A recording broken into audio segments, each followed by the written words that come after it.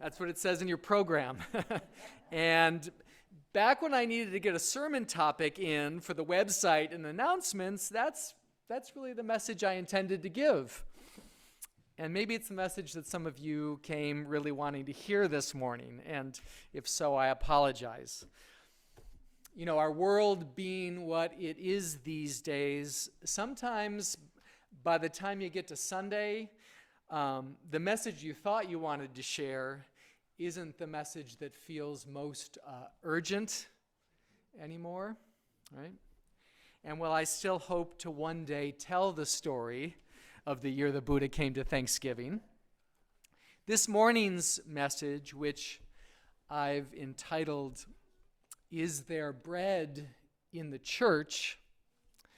begins with a different story. Is there bread in the church? So Mortimer Arias is the former Methodist bishop of Bolivia.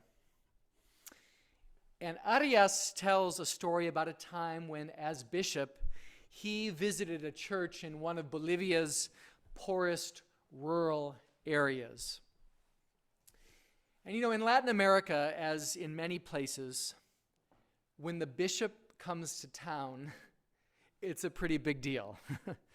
Everyone dresses in their finest, and the bishop baptizes all the children who've been born since his last visit, and then he celebrates a special communion service. And it's considered a great blessing to receive communion from the bishop. So one Sunday morning, Arias arrives at this rural church that was packed to the rafters, and he baptized the children, and he preached his homily, and then he prepared for the communion feast. And so he stood at the altar, and he took a loaf of bread, and he raised it over his head, and he broke it and blessed it and said, "This is the bread of life given for you." And in the same way, he took a cup and he lifted it up and he said, "This is the fruit of the vine given for you." And then he began to pray. But in the middle of his prayer, the front door of the church swung open, and a boy ran down the center aisle of the church toward the altar table. And when he got to the table, he grabbed the bread that the bishop had just consecrated right off the table, and he began to devour it. The bishop stopped his prayer in mid-sentence. The congregation looked on in stunned disbelief. This isn't supposed to happen when the bishop comes to town. "Mijo," said the bishop. "My child, what are you doing?" And the boy looked up at the bishop and between hungry mouthfuls said to him, "Me dijeron que hay pan en la iglesia." They told me there was bread in the church.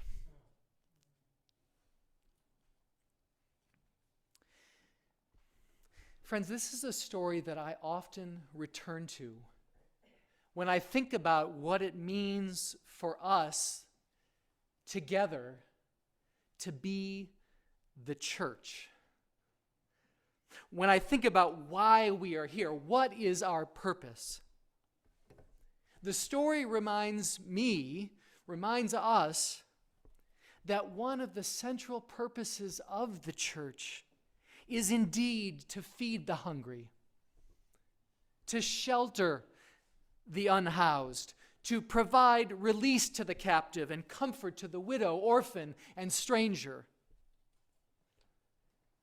And Lord knows, on any given day in Harvard Square, there are untold numbers of people who come to the church seeking precisely these things, seeking food, shelter, clothing, care, asking, "Is there bread in the church?" And one of the things that I've been delighted to discover, one of the things I really respect about First Parish in Cambridge, is the many ways that we, in fact, are ministering to these critical needs, right? By serving meals every Tuesday to our neighbors experiencing food insecurity. By providing a warm bed to youth who might otherwise sleep on the streets. By supporting the elderly with paying senior services. And through many other ministries of service and justice. This morning I just want to take a moment to thank all of us who are involved in these important ministries of justice and compassion. I want to thank you. And I want to invite those of us who haven't yet had an opportunity perhaps to participate to see if we might find ways to do so, because these aren't just good things happening in our building and on our square. These ministries are a critical expression of who we are as a church community and how we live our faith in the world. This is the work of the church. Just the other day, I spent some time with a group of students over on campus.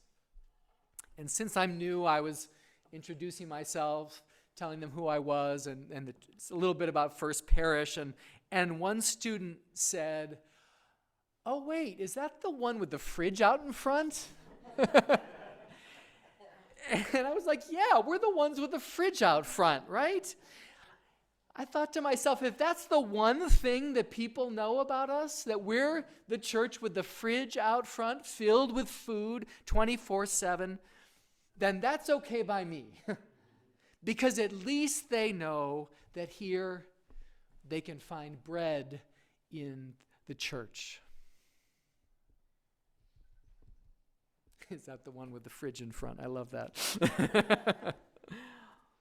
But I want to invite us to reflect a little further this morning on this question of who are the hungry and what bread it is we find in the church.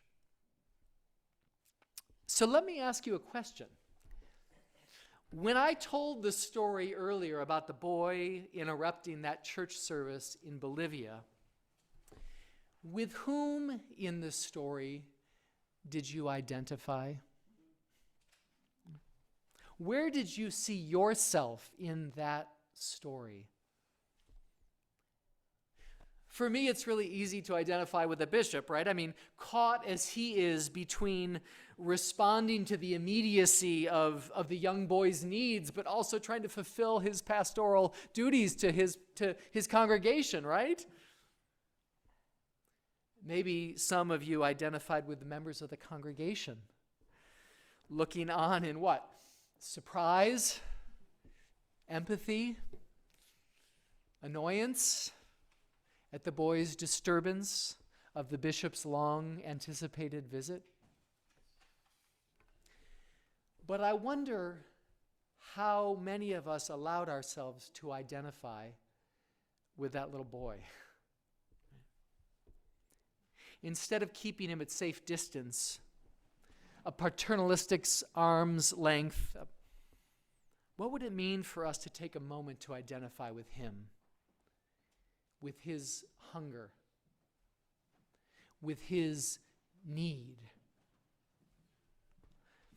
Because, friends, at one time or another, I'm guessing we have all walked through the doors of the church hungry for something. Thank you.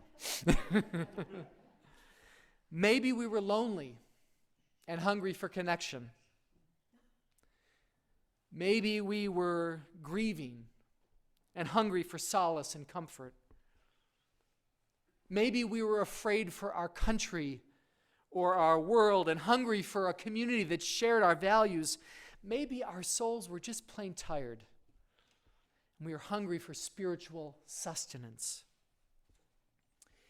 There are many kinds of hunger. there are many kinds of bread. What hunger first brought you through the door of the church? What bread did you seek? What bread do you seek this morning? When I allow myself to identify with the boy, I find myself remembering the church that I grew up in, and how when I was young, our church had a big fight about the inclusion of LGBTQ folks, about people like me. And half the people just got so mad they left the church. And the hurtful things that were said during that debate left me feeling exiled, not only from the church, but from the very love of God. That was the hunger that first brought me through the doors of a Unitarian Universalist congregation. I longed for a place where I would be loved and accepted for all of who I am. What's your story? What hunger first brought you through the doors of the church? Maybe after service today down in the parish hall, we can take an opportunity to ask ourselves that question and share those stories with one another. Because, these days, we are often asked in the church, in the Unitarian church, we're often asked to examine our privilege, right? Our privilege as white folks or middle-class folks, as able-bodied or cisgendered folks, and this is important work. The church should ask us to examine our privilege.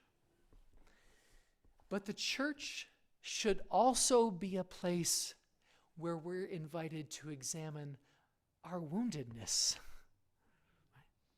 our brokenness, our need, our hunger.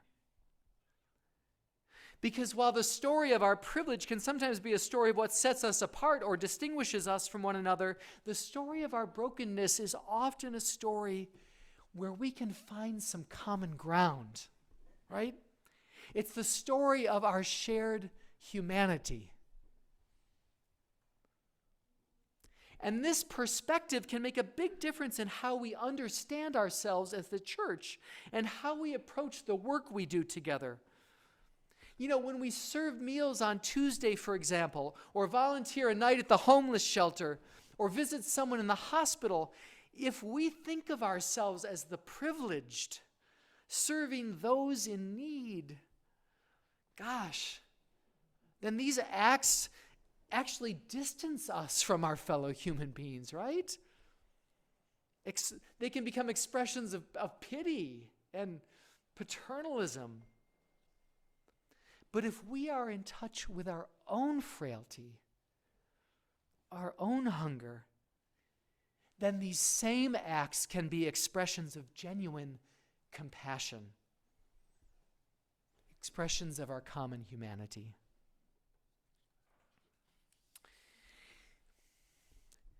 I've spent a lot of years in the ministry, and I often hear people making distinctions between the work that the church does in social justice and the work we do to feed people's souls, right, through worship or religious education or spiritual development, pastoral care.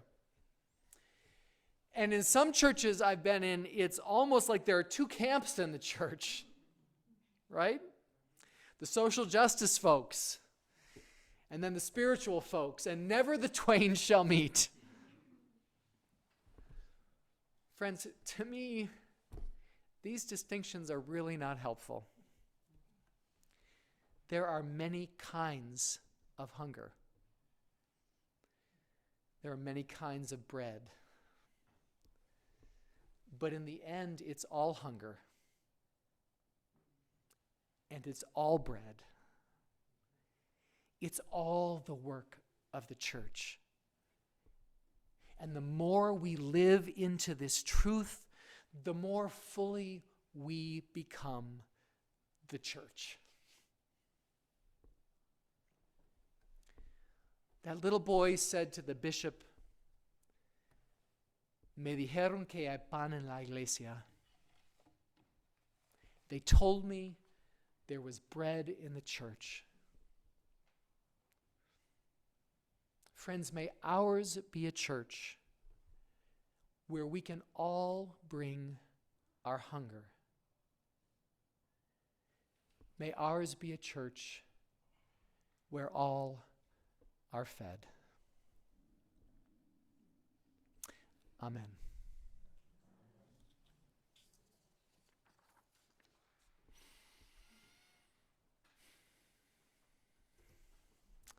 I invite you now to rise in body or in spirit.